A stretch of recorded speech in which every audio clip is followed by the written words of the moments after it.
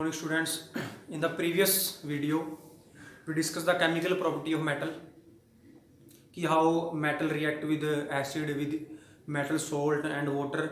Now today we will discuss that कि how metal and non metal react with each other, कि जो metal और non metal है वो आपस में कैसे react करेंगे. हमने जब चैप्टर स्टार्ट किया था हमने कहा था कि जो मेटल वो एलिमेंट हैं जो इलेक्ट्रॉन लूज करते हैं और नॉन मेटल वो एलिमेंट है जो इलेक्ट्रॉन गेन करते हैं. तो how they do react with each other, कि ये दोनों एक दूसरे से कैसे रिएक्ट करेंगे, क्योंकि बेटा दोनों ने ही अपने आप को स्टेबल करना है, नोबल गैस कन्फिग्रेशन पे पहुंचना है. तो उसके लिए एक इलेक्ट्रॉन लूज करता है, एक इलेक्ट्रॉन गेन करता है. तो जब इसको हम डिस्कस करेंगे now with the help of an example, तो हम लेते हैं सोडियम और क्लोरीन का एग्जांपल. मैं लिखा सोडियम, सो Na का जो एटॉमिक नंबर होता है बेटा होता है 11. So if the atomic number of Na is 11, तो if we write here KLN, so it comes out with 281. कि जो Na है सोडियम है उसके आखिरी शेल में एक इलेक्ट्रॉन है. सिमिलरली जो आपका क्लोरीन है बेटा उसका एटॉमिक नंबर होता है 17. तो जब उसकी कन्फिगरेशन लिखेंगे तो क्या है यहाँ पे 287, उसके आखिरी शेल में कितने इलेक्ट्रॉन है 7. तो आपको यहाँ से क्या दिखाई दे रहा है कि अगर सोडियम ने एक नोबल गैस बनना है उसको एक इलेक्ट्रॉन लूज करना पड़ेगा, और दूसरी तरफ अगर क्लोरीन ने एक नोबल गैस बनना है तो उसको एक इलेक्ट्रॉन गेन करना पड़ेगा. तो यहां से क्या कंक्लूजन निकलेगी, तो यहां से कंक्लूजन बेटा ये निकलेगी कि जो मेटल है वो एक इलेक्ट्रॉन लूज करेगी और एक नॉन मेटल है वो इलेक्ट्रॉन क्या करेगी, गेन करेगी. तो question, how metal and non metal react with each other. So metal and non metal react with each other by losing and bye gaining electron. कि जो मेटल है वो इलेक्ट्रॉन लूज कर देंगी और जो नॉन मेटल है वो इलेक्ट्रॉन गेन कर लेंगी. तो इसको हम और अच्छे से समझते हैं. क्या है कि मान लो दिस इज Na, ये एक Na है प्लस, इसका हम ड्रॉ करते हैं electron dot structure. Electron dot structure का मीनिंग है बेटा कि आपने सिर्फ किसी भी एटम के ऊपर या किसी भी एलिमेंट के ऊपर डॉट लगानी है. कितनी डॉट लगानी है, जो उसके लास्ट शेल में क्या होंगे, इलेक्ट्रॉन होंगे. तो सोडियम के लास्ट शेल में कितने इलेक्ट्रॉन है, सोडियम के लास्ट शेल में एक इलेक्ट्रॉन, हमने यहाँ पे लगा दी एक डॉट. क्लियर. अब दूसरा लिया मैंने क्लोरीन, तो जो क्लोरीन है उसके लास्ट शेल में कितने इलेक्ट्रॉन है 7. तो कितनी डॉट लगेंगे 7, लेकिन अब हमने डिफरेंशिएट भी करना है तो बेटा मैं यहाँ पे 7 क्रॉस लगा देता हूं ऐसे. तो अब हमने क्या देखना है यहाँ पे कि how they react with each other, कि एक दूसरे से कैसे रिएक्ट करेंगे. तो आपका जो सोडियम है वो एक इलेक्ट्रॉन किसको दे देगा, क्लोरीन को दे देगा. तो जब सोडियम एक इलेक्ट्रॉन क्लोरीन को देगा तो यहाँ पे क्या बनेगा Na पॉजिटिव, क्योंकि सोडियम इलेक्ट्रॉन लूज किया है. जो इलेक्ट्रॉन लूज करता है उसके ऊपर क्या चार्ज आता है, पॉजिटिव चार्ज. और दूसरी तरफ यहाँ पे आएगा Cl. अब Cl देखो यहाँ पे 1 2 3 4 5 6 7 इसके खुद के हैं और एक किसका है यहाँ पे सोडियम का, और इस पूरे के ऊपर क्या आ गया, negative charge. So in that way metal and non metal react with each other. Now will take one more example, कि the one more example which will take any example you can take. अगर हम example लेते हैं sodium का और किसका, oxygen का. तो मैंने यहाँ पे क्या किया, इन प्लेस ऑफ क्लोरीन मैंने क्या लिया, यहाँ पे ले लिया ऑक्सीजन. तो बेटा अगर मैं यहाँ पे ऑक्सीजन तो उसकी कितने होंगे, वहां पे भी 2 6, क्योंकि ऑक्सीजन का नंबर होता है 8. अब बताएं यहाँ पे कि ऑक्सीजन को कितने इलेक्ट्रॉन चाहिए, ऑक्सीजन को चाहिए 2 इलेक्ट्रॉन, लेकिन सोडियम के पास कितने इलेक्ट्रॉन, एक. इसका मतलब कितनी यूनिट चाहिए सोडियम की, हमें यहाँ पे सोडियम की 2 यूनिट चाहिए, क्योंकि अगर ऑक्सीजन ने एक नोबल गैस बनना है तो उसको कितने इलेक्ट्रॉन चाहिए, 2 इलेक्ट्रॉन चाहिए. क्लियर. तो जिसको 2 इलेक्ट्रॉन चाहिए तो अब सोडियम तो एक इलेक्ट्रॉन दे सकता है, इसका मतलब यहाँ पे सोडियम की 2 यूनिट चाहिए. तो मैं यहाँ लिखता हूं तो यहाँ पे आएगा Na, यहाँ पे भी क्या आएगा Na प्लस यहाँ पे क्या आएगा ऑक्सीजन. तो how many electron in the last shell of sodium 1. तो I will draw here 1 dot, यहाँ पे एक डॉट लगा दी, यहाँ पे एक डॉट लगा दी. अब ऑक्सीजन के लास्ट शेल में इलेक्ट्रॉन 6, तो यहाँ पे आएंगे 6 क्रॉस 1 2 3 4 5 6. तो अब यहाँ पे आप क्या देखोगे कि जो ये सोडियम है ये इस ऑक्सीजन को इलेक्ट्रॉन दे देंगे. तो यहाँ पे इलेक्ट्रॉन इधर चला गया और यहाँ पे इलेक्ट्रॉन कहाँ चला गया, यहाँ पे चला गया. तब आपने यहाँ पे क्या देखा, अब अगर मैं इसको यहां लिखता हूं तो यहां पे देखो कि कितने सोडियम है 2. तो यहां पे लिख दिया मैंने Na पॉजिटिव और यहां लिख दिया 2, मींस 2 सोडियम और दोनों के ऊपर क्या चार्ज है, पॉजिटिव चार्ज. दूसरी तरफ जो ऑक्सीजन है, अब मैं यहां पे ऑक्सीजन को लिख रहा हूं तो इसके खुद के कितने हैं 6 इलेक्ट्रॉन है और 2 किससे लिए हैं, सोडियम से. तो यहां पे क्या कि 2 डॉट और इसके ऊपर क्या चार्ज है, इसके ऊपर चार्ज है 2 negative. So in that way metal and non metal react with each other. तो एक और एग्जांपल लेते हैं हम लेते हैं किसका, मैग्नीशियम और क्लोरीन का. तो अगर मैं यहाँ पे क्या ले लेता हूं, अगर अब यहाँ पे ले लिया मैंने मैग्नीशियम, तो जब मैं यहाँ पे मैग्नीशियम लूंगा तो इसकी वैलेंसी यहाँ पे कितना आएगा 2, और यहाँ पे क्या ले लिया अगर मैंने क्लोरीन, तो क्लोरीन का यहाँ पे क्या आएगा 287.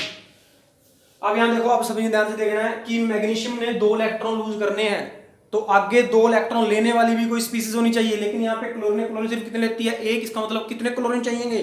2 क्लोरीन। तो जब मैं अब लिखूंगा बेटा, यहाँ पे आ गया Mg प्लस Cl और ये क्या आ गया? Cl। अब इसको हम रिप्रेजेंट करते हैं, इसके ऊपर 2 डॉट आएंगे, इसके ऊपर कितने क्रॉस आएंगे? 7 क्रॉस आएंगे। सबको लगा 7 क्रॉस कैसे आए बेटा? ये जो क्रॉस और डॉट होते हैं इसको हम इलेक्ट्रॉन डॉट स्ट्रक्चर कहते हैं, और ये किसके अकॉर्डिंग होता है कि लास्ट शेल में कितने इलेक्ट्रॉन है। तो आप यहां से क्या देखोगे कि यहां से 1 इलेक्ट्रॉन इसको ट्रांसफर कर दिया, 1 इलेक्ट्रॉन इसको ट्रांसफर कर दिया। तो हमने क्या देखा यहां से कि जो Mg था उसके ऊपर क्या आ गया? वहां पे आ गया 2 पॉजिटिव। अब जो दूसरी तरफ है वो क्या है? आपके क्लोरीन। तो अब यहां पे लिखूंगा मैं क्या? Cl। कितने Cl है? 2। तो यहां पे क्या लिख दिया? 2। आप यहां से क्या रिप्रेजेंट होगा? 1 2 3 4 5 6 और ये 7। अब ये जो एक 8 है वो किसका है? वो मैग्नीशियम का है, और उसके ऊपर क्या आएगा? माइनस। क्या आएगा इसके ऊपर? माइनस। तो यहाँ पे हमने माइनस यहाँ लिखना है, सभी ने ध्यान से देखना है कहां पे रिप्रेजेंट करेंगे। ये आपने इस ब्रैकेट को ऐसे करके यहाँ पे क्या आएगा? माइनस का साइन आएगा। तो इन that way the metal and non metal react with each other. अब बेटा जो ये नो मेटल और नॉन मेटल है एक दूसरे रिएक्ट कर रही हैं, मतलब 2 मिलके 1 बना रही हैं, तो इनके बीच में कुछ बॉन्ड भी होंगे। तो उन बॉन्ड को कहते हैं अपन आयनिक बॉन्ड। क्या कहते हैं उनको अपन? Ionic bond. अब यहाँ पे क्वेश्चन आता है कि what are the ionic bond, कि what are the ionic bond. तो बड़ा सिंपल सी बात है, आयनिक बॉन्ड किसमें बने? मेटल और नॉन मेटल में बने हैं। कैसे बने हैं? By the transfer of electron. What are the ionic bond? The bond form by the transfer of electron is called ionic bond. कि ऐसे बॉन्ड जो किससे बनते हैं? Transfer of electron. ट्रांसफर कहां से कहां हुए हैं? सबको पता है कि मेटल इलेक्ट्रॉन दिया है और नॉन मेटल इलेक्ट्रॉन लिया है, तो इलेक्ट्रॉन कहां से कहां ट्रांसफर है? Metal to non metal. तो what is ionic bond? The bond form by the transfer of electron is called ionic bond. Next is ionic compound.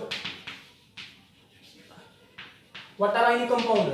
The answer is remain same. The compound in which ionic bond is present is called ionic compound. Or what are the ionic compound? The compound formed by the transfer of electron is also known as ionic compound. कि ऐसे compound जिसके अंदर ionic bond है, और ionic bond कैसे बने थे? Transfer of electron से बने थे, तो हम उनको क्या कहते हैं? आयनिक कंपाउंड कहते हैं। अब यहाँ पे हम आयनिक कंपाउंड की प्रॉपर्टी के बारे में बात करें। सबसे पहले बेटा फिजिकल स्टेट, कि आयनिक कंपाउंड किस स्टेट में होते हैं। What are the physical state of ionic compound. तो बेटा अगर मैं यहां से देखूं, जैसे मैंने Na और Cl का एग्जांपल लिया था, तो Na के ऊपर पॉजिटिव चार्ज था, Cl के ऊपर क्या था? नेगेटिव चार्ज था। तो ये पॉजिटिव चार्ज, ये क्या है? नेगेटिव चार्ज है। तो आपको पता है पॉजिटिव चार्ज और नेगेटिव चार्ज मतलब अपोजिट चार्ज के बीच में अट्रैक्शन कम होगी या ज्यादा होगी? तो हमें पता है कि अगर अपोजिट चार्ज होते हैं तो फोर्स ऑफ अट्रैक्शन क्या होता है? ज्यादा होता है। अगर फोर्स ऑफ अट्रैक्शन ज्यादा है तो these are very close to each other. और जब कोई चीज बहुत क्लोज है, जब उसके पार्टिकल बहुत क्लोज हैं, तो उसकी स्टेट कौन सी होती है? That exist in solid state. इसमें एग्जिस्ट करते हैं वो सॉलिड स्टेट में एग्जिस्ट करते हैं। अगेन आई एम रिपीटिंग कि why ionic compound exist in solid state? Because these are form by the transfer of electron. तो जब इलेक्ट्रॉन ट्रांसफर होगा, एक के ऊपर पॉजिटिव चार्ज है, एक के ऊपर क्या आएगा? नेगेटिव चार्ज आएगा। तो जो दोनों एलिमेंट है वो क्या कैरी चार्ज कर रहे हैं? अपोजिट चार्ज कैरी कर रहे हैं। अगर उनके ऊपर अपोजिट चार्ज है तो उनके बीच में फोर्स ऑफ अट्रैक्शन क्या है? स्ट्रॉन्ग है। अगर फोर्स ऑफ अट्रैक्शन क्या है? स्ट्रॉन्ग है। तो एटम क्या है? क्लोज है। अगर एटम क्लोज है तो किस स्टेट होगी? सॉलिड स्टेट होगी। कौन स्टेट होगी? सॉलिड। अगर वो सॉलिड है तो क्या होंगे बेटा? Generally that are hard. तो what are the physical state of ionic compound? की जो फिजिकल स्टेट है आयनिक कंपाउंड की, वो क्या होती है? सॉलिड होती है। और क्या होते हैं? वो हार्ड होते हैं। इसके बाद हमने आगे पढ़ना है, इसकी स्टेट हमने पढ़ ली। स्टेट के बाद हम पढ़ेंगे melting and boiling point.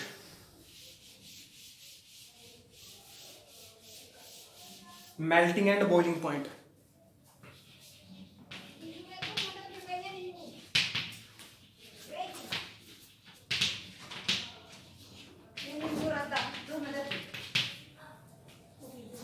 Melting and boiling point. अब हम बात करेंगे मेल्टिंग और बॉइलिंग पॉइंट क्या होगा आयनिक कंपाउंड का। अब जब हमने पिछले पार्ट में देखा था कि जो आयनिक कंपाउंड है वो कैसे बने हैं? ट्रांसफर ऑफ इलेक्ट्रॉन से बने हैं।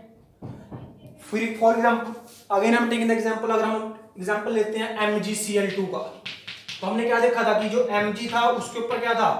2 पॉजिटिव था, और जो Cl था उसके ऊपर क्या था? नेगेटिव था। Clear? In that way the structure exist. Clear. तो आपने यहां से क्या ऑब्जर्व किया कि एक के ऊपर पॉजिटिव चार्ज, दूसरे के ऊपर क्या है नेगेटिव चार्ज। तो बेटा फिर से वही बात, अगर दो आपके एटम है, एक के ऊपर पॉजिटिव चार्ज है, एक के ऊपर क्या है नेगेटिव चार्ज है, तो उनके बीच में जो फोर्स ऑफ अट्रैक्शन क्या होंगे, स्ट्रॉन्ग होंगे। अगर उनके बीच में फोर्स ऑफ अट्रैक्शन स्ट्रॉन्ग है तो वो पार्टिकल क्या है क्लोज है। अगर वो पार्टिकल क्या है क्लोज है तो बेटा they exist in solid state. Solid state में एग्जिस्ट करेंगे तो उनके बीच में जो बॉन्ड बने उनको तोड़ने के लिए जो हीट है या जो एनर्जी होकर चाहिएगी ज़्यादा चाहिएगी। तो हमें ऐसे क्या पता चला कि melting and boiling point of ionic compound is high. क्या होता है मेल्टिंग एंड बॉइलिंग पॉइंट उनका हाई होता है। क्यों होता है हाई?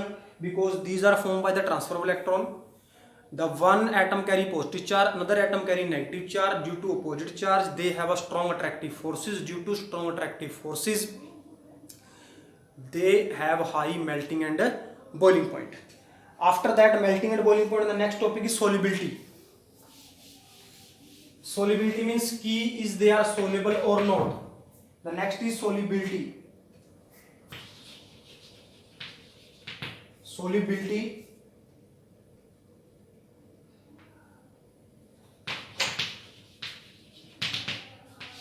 Solubility means कि they are soluble or not. तो as previously we have discussed कि they have a Na positive and Cl negative. तो they are soluble or not. तो बेटा when they add into water, जब इनको हम water में add करते हैं तो they are simply split हो जाते हैं, और जब simply split होंगे इसका मतलब these are soluble in water. These are soluble in water. Means जो आपके आयनिक कंपाउंड है वो soluble है किसके अंदर? वाटर के अंदर। अब उसके बाद नेक्स्ट है कंडक्टिविटी। तो हम कंडक्टिविटी की बात करते हैं, फिर से वही बात आ जाती है कंडक्टिविटी की कि या कंडक्टर होंगे या नहीं होंगे। फिर से these are form by the transfer of electron. तो one carry positive charge, another carry negative charge, means they contain ion. और जहां पे आयन प्रेजेंट है तो वो चीजें क्या करती हैं, इलेक्ट्रिसिटी को क्या करती हैं, कंडक्ट करती हैं। Means they are the good conductor of electricity. So today we will discuss about the how metal and non metal react with each other and property of ionic compound और regarding the ionic compound. So now we will discuss. Here some question are given on page number 49. The first question is write the electron dot structure of sodium, oxygen and magnesium. हमने electron dot structure बनाना है किसका, sodium का, oxygen का और magnesium का। तो first of all sodium की configuration है 281, तो आखिरी शेल में इलेक्ट्रॉन है 1, तो सोडियम का जो डॉट स्ट्रक्चर होगा वो आएगा Na के ऊपर एक डॉट। उसके बाद ऑक्सीजन की तो होती है 2,6, तो आखिरी शेल में कितने इलेक्ट्रॉन है 6, तो इसकी कन्फिग्रेशन क्या होगी O dot dot dot and dot. Clear. Next is magnesium. तो मैग्नीशियम कन्फिग्रेशन क्या है 282, आखिरी शेल में इलेक्ट्रॉन है 2, तो इसकी कन्फिग्रेशन क्या होगी, इसकी कन्फिग्रेशन Mg के ऊपर 2 डॉट। तो this is your question number first. Now the next question is show the formation of Na2O and Mg by transfer of electron. तो बेटा one I will show you in the next, you will do by yourself. So here given Na2O, Na2O, so means first you will draw the 2Na। तो Na के last shell में electron कितने होते हैं, एक, तो इसके ऊपर भी एक डॉट और इसके ऊपर भी एक डॉट, प्लस ऑक्सीजन। ऑक्सीजन के ऊपर कितने डॉट आएंगे या कितने क्रॉस आएंगे, यहाँ पे आएंगे 6 क्रॉस। तो बेटा मैंने यहाँ पे एक के ऊपर डॉट एक के ऊपर क्रॉस इसलिए लगाया हुआ है ताकि आप लोगों को बातें पता चल सके कि कौन से इलेक्ट्रॉन ऑक्सीजन के हैं और कौन से किसके हैं, सोडियम के हैं। तो अब यहाँ पे क्या होगा, अब सोडियम इलेक्ट्रॉन को क्या करेगा, देगा किसको, ऑक्सीजन को। बिकॉज ये ऑब्वियस है कि सोडियम खुद नोबल गैस बनना चाहता है, उधर ऑक्सीजन भी नोबल गैस बनना चाहती है। तो यहाँ पे क्या होगा, अब यहाँ पे बेटा होगा Na2, Na पॉजिटिव, और यहाँ पे क्या आ गया 2 आ गया, और यहाँ पे क्या आएगा, अब यहाँ पे देखोगे O के ऊपर क्या 1 2 3 4 5 6 क्रॉस और 2 क्या आएंगी, डॉट आएंगी। अब जो आपका नेक्स्ट था वो था Mg एंड O, तो मैंने लिखा MgO। Mg मतलब इलेक्ट्रॉनिक कन्फिग्रेशन है 282, आखिरी शेल में कितने इलेक्ट्रॉन है 2 है, तो 2 डॉट आ गए। ऑक्सीजन की कन्फिग्रेशन है 2,6, तो आखिरी शेल में इलेक्ट्रॉन 6, तो 1 2 3 4 5 6। तो आगे क्या होगा कि ये जो इलेक्ट्रॉन है यहाँ पे क्या होंगे, इसको ट्रांसफर होंगे। तो हमने क्या देखा, यहाँ बन जाएगा Mg2 पॉजिटिव, और दूसरी तरफ यहाँ पे क्या आएगा, यहाँ पे आएगा O dot cross cross cross cross cross, और यहाँ पे कहेंगे 2 डॉट और 2 negative. So this is your question number 2।